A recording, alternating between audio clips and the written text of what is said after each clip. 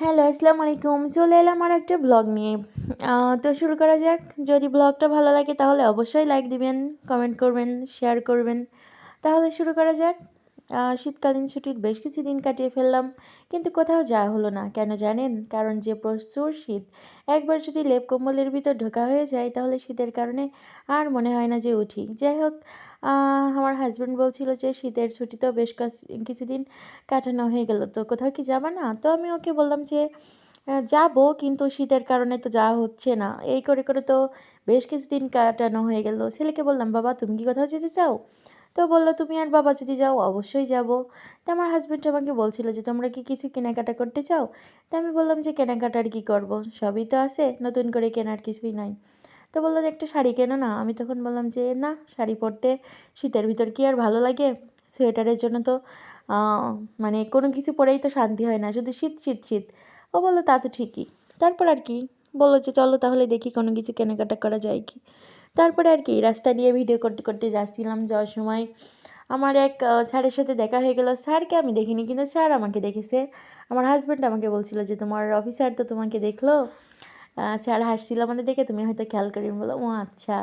তো যাই হোক, রাস্তায় অনেক পরিচিত মানুষজন যখন থাকে ভিডিও করার সময় একটু কিন্তু লজ্জা লজ্জা লাগে। যাই হোক, দোকানের উদ্দেশ্যে রওনা হয়েছি। ছেলেটা অনেক বেশি এক্সাইটেড ছিল। ছেলের বাবাও বলছিল যে যেটা পছন্দ হয় সেটাই কিনো, কোনো সমস্যা না। আসলে কুটুম বাড়ি যাওয়ার সময় নতুন কিছু পরে যদি যাওয়া যায় অনেক কিন্তু ভালো লাগে। হোক নতুন শাড়ি, হোক নতুন থ্রি পিস, বা নতুন কসমেটিক্স, সব কিছুই যেন নতুন নতুন আলাদা বিষয় থাকে, তাই না? তা আমরা আমাদের এই মহেশপুরে, আমাদের এই মনে রেখো শপিং মলে মূলত আমি আমার যা কিছু লাগে আমি এখান থেকেই শপিং করি। তার আর একটা মেইন বিশেষত্ব হচ্ছে এখানে সব ধরনেরই জিনিস পাওয়া যায়। কারণ এখানে জুতা, থ্রি পিস, কসমেটিক্স, মানে যা যা দরকার এই এক জায়গাতেই সব কিছু পাওয়া যায়, ছেলে মেয়ে বাচ্চা সবার জন্য।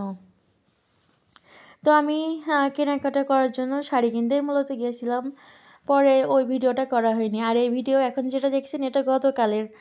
তো মনে করলাম এটার সাথে অ্যাডজাস্ট করে দিয়ে আমার হাজব্যান্ড একটা কিবোর্ড কিনতে চাচ্ছিল আর ফোনের ব্যাক পার্ট। তো এই দোকানে আমরা গিয়েছিলাম।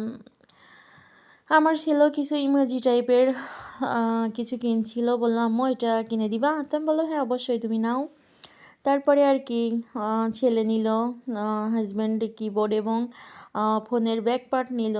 আমাদের প্রায় প্রতিদিনই একটু ঘোরাফেরা হয়েই যায়, কিন্তু দূরে আত্মীয় স্বজনের বাসায় যাওয়ার জন্য আমরা আসলে প্রস্তুত থাকি না, যার জন্য একটু যাইতে দেরি হয়। দেখা যাক, কাল অথবা পরশু দিনের ভিতর যাওয়ার জন্য চেষ্টা করব। একটি নেকলেস বানাতে দিয়েছিলাম, হয়েছে কি দেখতে গিয়েছিলাম, কিন্তু দেখলাম হয়নি। এরপরে আর কি ছেলেটার ক্ষুধা লাগছিল, বাসায় এসে নুডলস বললো যে আম্মু তুমি একটু নুডলস করে দাও। তাই যে নুডলস কিছু ছোট গোল আলু ছিল, নতুন আলু কুচি কুচি করে কেটে একটু নুডলস বানানোর জন্য রেডি হচ্ছিলাম। তো আর কি, ছেলেটা এরই ভিতরে বলছিল যে আম্মু একটু মুরগির মাংস করো না। তো মুরগির মাংস রান্নার ক্ষেত্রে আমার ছেলে কিন্তু লেগ পিস খুব পছন্দ করে, যেন যে টাইপের মুরগিই হোক, যত কেজি ওজনেরই হোক, বড় মুরগির তা লেগ পিস করা যায় না। তবে এমনও হয়েছে যে 1 কেজি 700 মুরগি হইলেও তারও লেগ পিস করে দিতে হয়। এর আগেও কিন্তু আমি দেখিয়েছি রোস্ট করার ক্ষেত্রে। তো আমার ছেলের বায়না, যেহেতু মা হয়েছি একটু তো বায়না সহ্য করতেই হয়। এরপর আর কি নুডলসটা আমার বাবুর জন্য রেডি করে দিলাম। তারপরে মুরগির মাংস রান্না করার জন্য প্রস্তুতি নিচ্ছিলাম। এই যে অন্যান্য দিন যেমন হয় আজও বড় একটা বিগ সাইজের একটা মুরগির লেগ পিস করলাম। মুরগির ওজন প্রায় 1 কেজি ছিল, কিন্তু ছেলে বলেছে না করে দিয়ে কি আমি পারি। যাই হোক, আপনাদের ছুটি কেমন করে কাটতেছে সবাই আমার কমেন্টে লিখবেন। সবার জন্য অনেক অনেক বেশি দোয়া ভালোবাসা। আমার ব্লগটি যদি ভালো লাগে অবশ্যই কমেন্ট করে জানাবেন, শেয়ার করবেন, অবশ্যই লাইক দেবেন। সবাইকে ধন্যবাদ।